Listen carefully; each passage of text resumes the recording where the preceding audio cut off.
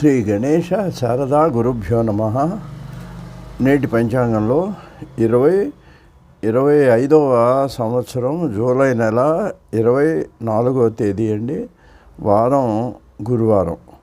తెలుగులో చెప్పినట్లయితే దీన్ని విశ్వావసునామ సంవత్సరము, దక్షిణాయనము, గ్రీష్మ ఋతువు. గ్రీష్మ ఋతువు ఇవాళతో అయిపోతుందండి. రేపటి నుంచి శ్రావణ మాసం, మళ్ళీ సంకల్పంలో వర్ష ఋతువు చెప్పుకోవాలి, శ్రావణం భాద్రపదం. కాబట్టి ఇవాటికి గ్రీష్మ ఋతువు. ఏమండి, బహుళ అమావాస్య రాత్రి 1:12 వరకు ఉంది, పూర్తిగా ఉంది. పునర్వసు సాయంకాలం 6:04 వరకు ఉంది. ఉదయం వర్జం 6:20 నుంచి 8 వరకు. మళ్ళీ రాత్రి 1:50 నుంచి 3:34 వరకు వర్జం ఉంది. ఉదయం దుర్ముహూర్తం 10 నుంచి 10:48, 2:48 నుంచి మధ్యాహ్నం మళ్ళీ 3:38 వరకు దుర్ముహూర్తం ఉంది.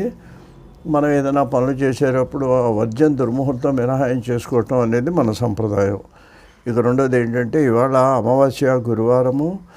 ముఖ్యమైనది ఏంటంటే, పితృదేవతల ఆరాధనకి, ఏదైనా దాన ధర్మాలు చేసుకోవడానికి అమావాస్య వాళ్ళకి పితృదేవతలకు ప్రీతికరమైందండి ఆ రోజున.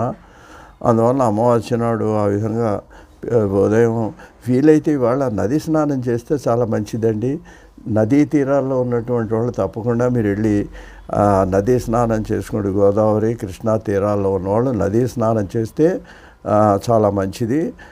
అదే సమయంలో మీరు బ్రాహ్మణులకి ఏదైనా మీ శక్తి కొద్దీ ఉన్నంతలో ఏదో ఒక దాన ధర్మాలు చేసుకొని పితృదేవతలకి తర్పణాలు చేసుకోవడం అనేది అది మన సంప్రదాయము.